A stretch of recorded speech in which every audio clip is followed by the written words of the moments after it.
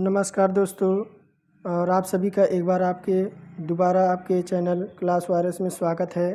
तो आप जानते हैं कि आपका जूनियर असिस्टेंट की वैकेंसी आ चुकी है, जो कि आपकी 3841 पोस्ट के लिए जूनियर असिस्टेंट की ऑनलाइन फॉर्म आ गया है। और जिसका पीईटी में अच्छा स्कोर है वह इस फॉर्म को भर दें और आने वाला जो एग्ज़ाम है उसके लिए तैयारी करें।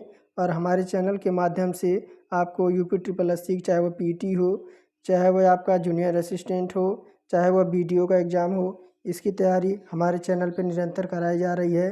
तो चैनल को सब्सक्राइब करके बेल आइकन को ऑन कर दें। और चलिए आज का टेस्ट शुरू करते हैं। और आज का जो हमारा 8वां पार्ट है UP SSC का, जो कि हम संपूर्ण विद्या जो हमारे 45 प्लस प्रैक्टिस सेट हैं विद्या के, हम वह इस वीडियो के माध्यम से सोल्व करा रहे हैं। तो पहला जो हमारा गद्यांश है, जो कि 1 से 3 नंबर तक का है। निम्नलिखित जानकारी को अध्ययन कीजिए और नीचे दिए गए प्रश्नों के आपको उत्तर देना है।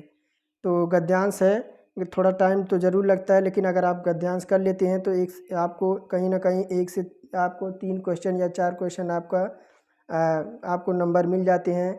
तो भारतीय दर्शन सिखाता है कि जीवन एक आशय और लक्ष्य है। आशय की खोज हमारे दायित्व और अंत में उस लक्ष्य को प्राप्त कर लेना हमारा विशेषाधिकार है। इस प्रकार दर्शन जो कि आशय को उद्घाटित करने की कोशिश करता है और जहाँ तक उसे सफलता मिलती है वह इस लक्ष्य तक अग्रसर होने की प्रक्रिया है। कुल मिलाकर आखिर यह लक्ष्य क्या है, और इस अर्थ में यथार्थ की प्राप्ति वह है जिसमें पा लेना केवल जानना नहीं है, बल्कि उसी का अंश हो जाना है। इस उपलब्धि में बाधा क्या है? बाधाएं कई हैं, पर इनके प्रमुख है अज्ञान और अशिक्षित आत्मा नहीं है, यहाँ तक कि यथार्थ संसार भी नहीं है। यह दर्शन नहीं है जो शिक्षित करता है और अपने शिक्षा से उस अज्ञान से मुक्ति दिलाता है जो यथार्थ दर्शन नहीं होने देता। इस प्रकार दार्शनिक होना एक बौद्धिक अनुगमन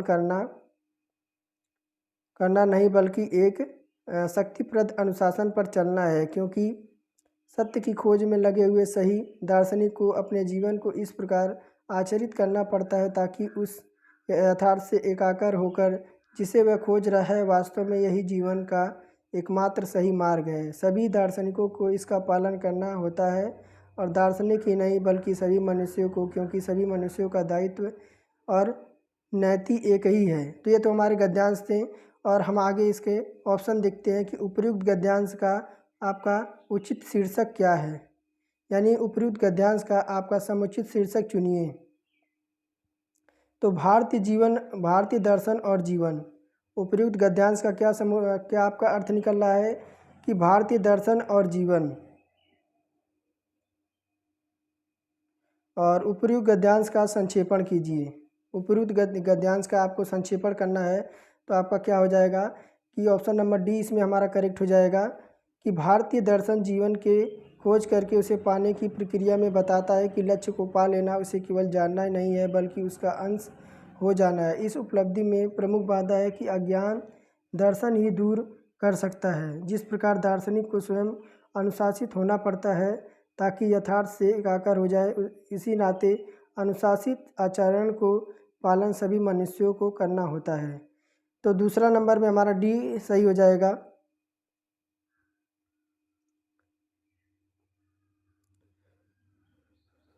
और 3 नंबर देखिए कि दिए गए गद्यांश के आधार पर बताइए कि यथार्थ की प्राप्ति में प्रमुख बाधाएं क्या हैं।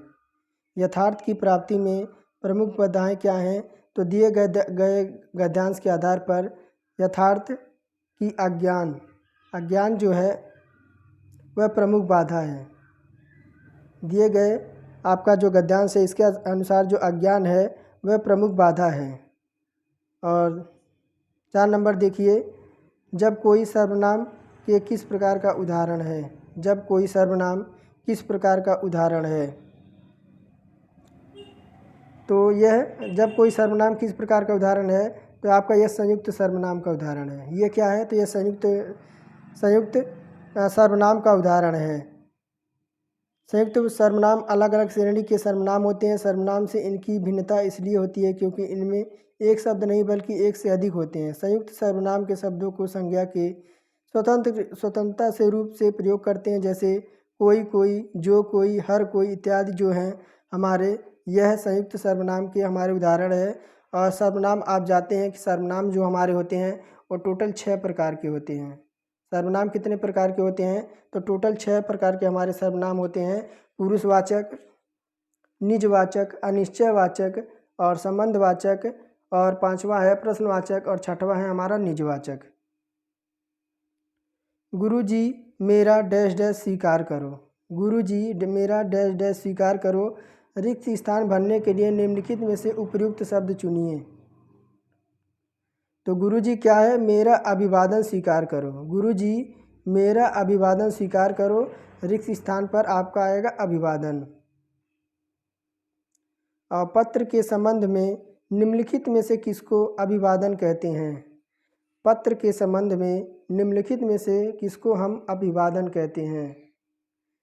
तो शुभाशीष को।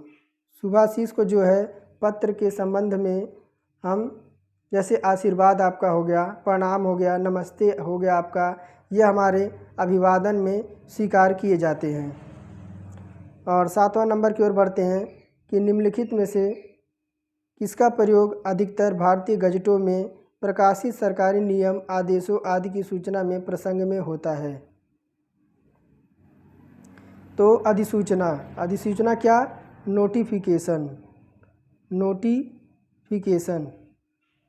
नोटिफिकेशन जो है आपका भारतीय गजटों में आपका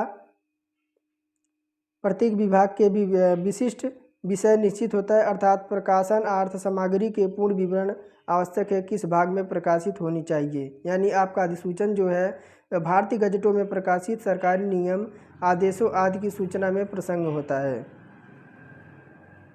तो वही नोटिफिकेशन ये है, जब कोई वैकेंसी आती है उसी को हम नोटिफिकेशन कहते हैं कि अनुस्वार किसका कार्य करता है। अनुस्वार जो है वह किसका कार्य करता है? तो अनुस्वार जो है वो पंचम वर्ण का कार्य करता है। अनुस्वार क्या है? तो अनुस्वार पंचम वर्ण का कार्य करता है। जैसे आपका मैं का मेल जब कैसे होता है, मैं का मेल जब आपका कैसे होता है तो आपका क्या है? तो आपका भय बनता है। तो आपका क्या बनता है? तो आपका भय बनता है। भय बनता है तो पंचम वर्ण से होने वाले में मैं उसी प्रकार के पंचमा अक्षर में बदले जाते हैं। जैसे परम प्लस तू, या आपका क्या बनेगा? परंतु बनेगा। सम प्लस पूर्ण आपका क्या बनेगा? संपूर्ण बनेगा।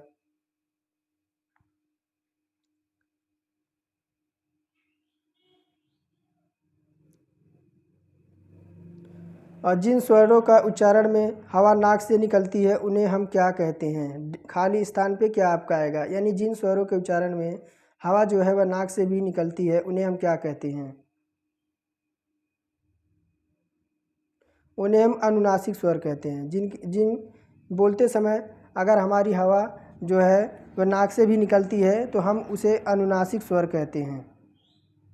जैसे आपका अंक हो गया, जैसे आपका अंक हो गया और आपका आ हो गया, इनमें हमारी चंद्र बिंदु लगा हुआ है तो ये निर्नासिक उच्चारण में हमें केवल मुख से निकलती है। और दुस्तर का सही संधि विच्छेद क्या होगा? दुस्तर। दुस्तर का सही संधि विच्छेद क्या होगा? तो दुस्तर में आपका क्या हो जाएगा? तो दुह प्लस तर। दुह प्लस तर। और इसमें कौन सी संधि है हमारी? तो इसमें जो हमारी है वह विसर्ग संधि है। विसर्ग लग गया तो हमारा वहाँ पे विसर्ग संधि हो गई। और सतसई किस समास का उदाहरण है? सतसई जो है वह किस समास का आपका उदाहरण है? तो जहाँ पे हमारे संख्यावाचक शब्द आ जाएं, सतसई, सतसई जहाँ पे हमारा संख्यावाचक शब्द आ जाएं वहाँ पे हमेशा हमारा द्विगु समास होता है। और जैसे आपका त्रिलोक हो गया, और त्रिदेव हो गया, सतसई हो गया, चौराहा हो गया, सतसई द्विगु समास का उदाहरण है।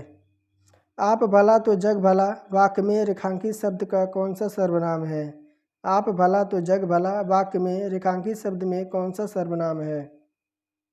तो इसमें जो हमारा निजवाचक सर्वनाम है, इसमें कौन सा सर्वनाम है, तो इसमें हमारा निजवाचक सर्वनाम है। और वक्ता स्वयं के लिए करता है उसे निजवाचक सर्वनाम कहते हैं। यानी वक्ता जिस वाक्य में अपने स्वयं के लिए ऐसी भाषा का यूज करता है वहाँ पे हम हमेशा निजवाचक सर्वनाम होता है। जैसे आप और अपने, आप यहाँ देखिए दिया हुआ है तो यह निजवाचक में आपका आ जाएगा। और अर्चना क्या है, तो अर्चना अत्यंत सुंदर है। अर्चना क्या है, तो अर्चना अत्यंत सुंदर है। वाक्य में कौन सा शब्द विशेषण है, तो आपका क्या हो जाएगा, तो ऑप्शन जो कि जो वाक्य में आपका विशेषण है तो वह सुंदर है। तो संज्ञा या सर्वनाम की विशेषता बताने वाले को हम क्या कहते हैं, तो विशेषण कहते हैं। संज्ञा और सर्वनाम की विशेषता बताने वाले वाक्य को हम क्या कहते हैं, शब्दों को क्या कहते हैं, तो हम विशेषण कहते हैं। जिसमें आपका सुंदर जो है वह विशेषण शब्द है। और शुद्ध वर्तनी वाला शब्द चुने, तो सूर्यपनखा आपका कैसा लिखा जाएगा। सूर्यपनखा जो है, सूर्यपनखा जो आपका कैसा लिखा जाएगा, option number A, option number B, option number C या ऑप्शन नंबर डी। तो सूर्यपनखा आपका कैसा लिखा जाएगा, तो सूर्यपनखा जो है आपका ऑप्शन नंबर डी देखिए, सूर्यपनखा यानी आपका अड़ा तो लगेगा ही लगेगा। ये जो हमारा है सूर्यपनखा, और आपका सलगम वाला से लगेगा जिस पे बड़ी ऊ की मात्रा रहेगी। तो ऑप्शन नंबर डी हमारा करेक्ट हो जाएगा। सूर्यपनखा ऐसा हमारा लिखा जाएगा। राम से पत्र लिखे गए किस वाक्य का उदाहरण है। राम से पत्र लिखे गए किस वाक्य का उदाहरण है, तो ये हमारा कर्म वाच्य है, क्योंकि कर्म वाच्य है। जिस वाक्य में कर्म की प्रधानता हो वहाँ हमारा कर्म वाच्य होता है। अर्थात राम से पत्र लिखे गए यानी राम के द्वारा जो है वह पत्र लिखा गया अर्थात कर्म किया गया, तो ऐसे वाक्य में हमारा कर्म वाच्य होता है। और शायद पिताजी आ जाएं किस प्रकार का वाक्य है। शायद पिताजी आ जाएं किस प्रकार का आपका वाक्य है, तो ये आपका संकेत दिया जा रहा है। आपका क्या है, नहीं तो आपका संदेह किया जा रहा है। आपका संदेह किया जा रहा है कि शायद पिताजी आ जाएं। तो जिन वाक्यों में संदेह या संभावना व्यक्त की जाती है वहाँ पे हमारा संदेहवाचक वाक्य होता है कि शायद पिताजी आ गए। तो यहाँ पे हमारा संदेह व्यक्त किया जा रहा है कि शायद पिताजी आ गए। तो ऑप्शन नंबर बी हमारा करेक्ट हो जाएगा। निम्नलिखित में से कौन सा वाक्य आपका शुद्ध है, कौन सा वाक्य शुद्ध है। ऑप्शन नंबर ए देखिए कि बंदूक एक बहुत उपयोगी अस्त्र है। बंदूक क्या है, तो बंदूक एक बहुत उपयोगी आपका अस्त्र है। ये हमारा शुद्ध वाक्य है। बाकी आगे देखिए ऑप्शन नंबर बी, बाघ और बकरी एक घाट पर पानी पीती है। पानी पीती नहीं, पानी पीते हैं, यानी ये हमारा रॉन्ग हो जाएगा। बाघ और बकरी एक घाट पर पानी पीते हैं, ऐसा हमारा शुद्ध होना चाहिए, लेकिन क्या दे रखा है कि बाघ और बकरी एक घाट पर पानी पीती है, ये हमारा रॉन्ग हो जाएगा। और देखिए कई रेलवे के कर्मचारियों की गिरफ्तारी हुई, तो यहाँ पे हमारा कई लगाने की ज़रूरत नहीं है कि रेलवे के कर्मचारियों की गिरफ्तारी हुई। यहाँ पे देखिए रेलवे के कई, यानी कई यहाँ पे हमारा बीच में होना चाहिए था कि रेलवे के कई कर्मचारियों की गिरफ्तारी हुई। और ऑप्शन नंबर डी देखिए कि श्री कृष्ण के अनेकों नाम हैं। अनेकों नहीं, अनेक होना चाहिए था। यहाँ पे हमारा क्या होना चाहिए था, यहाँ पे हमारा अनेक होना चाहिए था कि श्री कृष्ण के अनेक नाम हैं। तो ऑप्शन नंबर ए हमारा करेक्ट हो जाएगा कि बंदूक एक बहुत उपयोगी अस्त्र है। जो चाहे करो, यहाँ देखिए क्या दे रखा है 20 नंबर में कि जो चाहे करो डैश डैश, बस हमें तंग ना करो। वाक्य में बीच में रिक्त स्थान में कौन सा विराम चिन्ह आएगा, तो अर्ध विराम आएगा। अर्ध विराम आएगा कि जैसे दिए गए वाक्य में रिक्त स्थान के आपका अर्ध विराम चिन्ह का प्रयोग होगा, क्योंकि अर्ध विराम चिन्ह का प्रयोग वहाँ किया जाता है जहाँ आपका पूर्ण विराम की अपेक्षा कम देरी, यानी आप अर्ध विराम की, जैसे आपका पूर्ण विराम लगता है तो वहाँ पे हमारा फुल स्टॉप लग जाता है, लेकिन वाक्य में अगर थोड़ा ठहराव करना हो तो हमें आपका अर्ध विराम जो कि आपका ऐसे होता है, ऐसे हमारा लगाया जाता है, यानी अल्प विराम की अपेक्षा अधिक देर तक ठहरना होता है। 21 नंबर देखिए कि दिनों का फेर होना मुहावरे का अर्थ बताइए।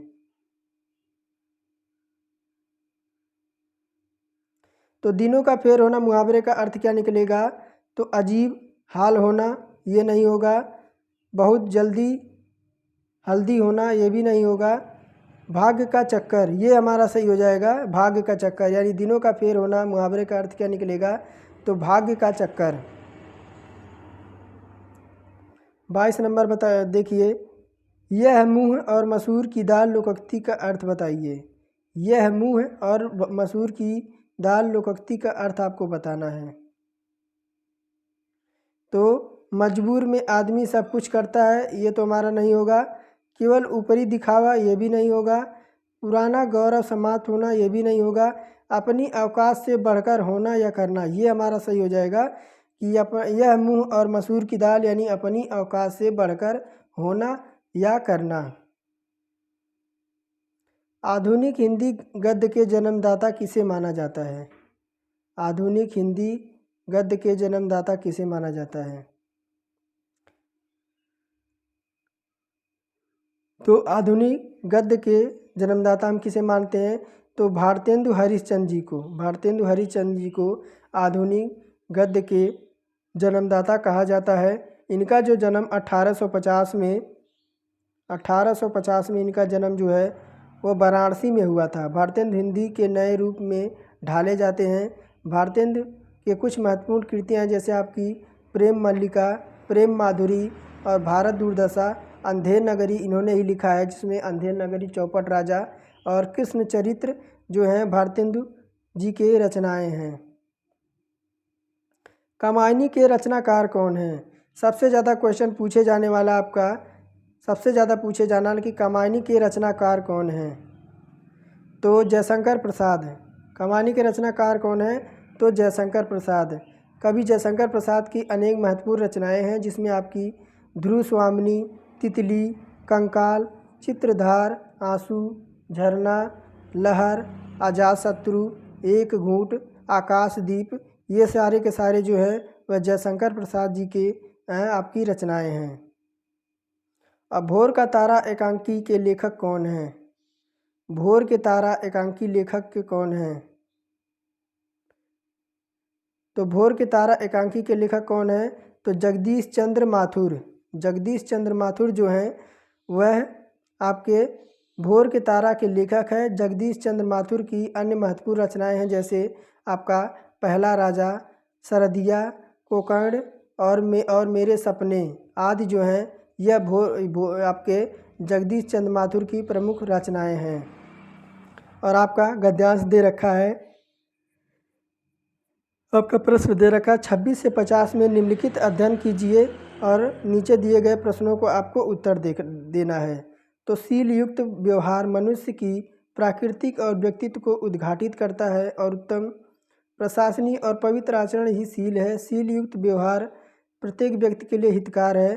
तो हम गद्यांश को स्किप करते हैं, हम डायरेक्ट इसके ऑप्शन को देखते हैं।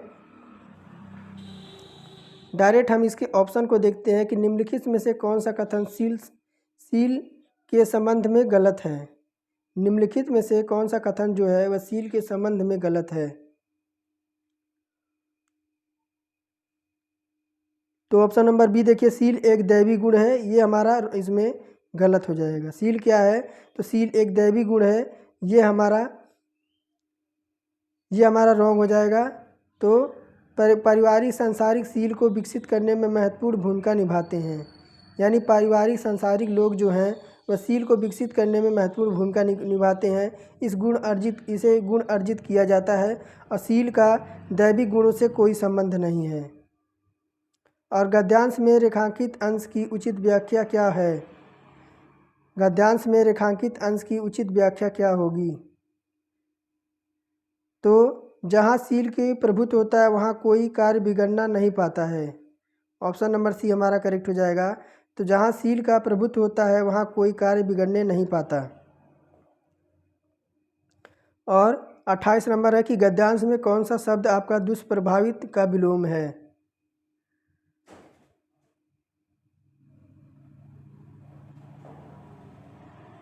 तो दुष्प्रभावित का विलोम जो हमारा हो जाएगा सुप्रभावित। ऑप्शन नंबर सी हमारा करेक्ट हो जाएगा। और जब कोई सरकारी पत्र या कार्यालय ज्ञापन एक साथ अनेक प्रेषितियों को भेजा जा रहा हो उसे क्या कहते हैं। उसे हम क्या कहते हैं, उसे हम परिपत्र कहते हैं। जब कोई सरकारी पत्र जब अनेक कार्यालयों में भेजा जाता है तो उसे हम क्या कहते हैं, तो उसे हम परिपत्र कहते हैं। और 31 नंबर है, निम्नलिखित में से कौन सा अंतस्थ व्यंजन है।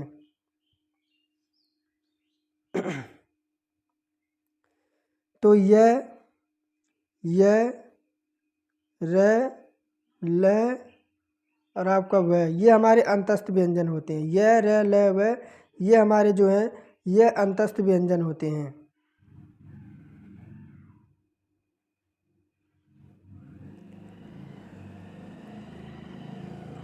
निम्नलिखित में से कौन सा स्वर कंठ तालव्य है। 32 नंबर देखिए, निम्नलिखित में से कौन सा स्वर आपका कंठ और तालव्य है। तो आपका ये छोटा ए दे रखा है, ऑप्शन नंबर डी देखिए, छोटा ए जो दे रखा है ये आपका स्थान पे कंठ है और ई का उच्चारण स्थान तालु और ओ का उच्चारण स्थान कंठोस्थ हो जाता है।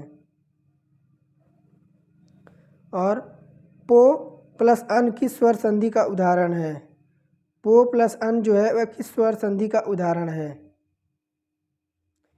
तो यह गुण संधि का ये नहीं है, तो ये किसका है, तो आयाधि का।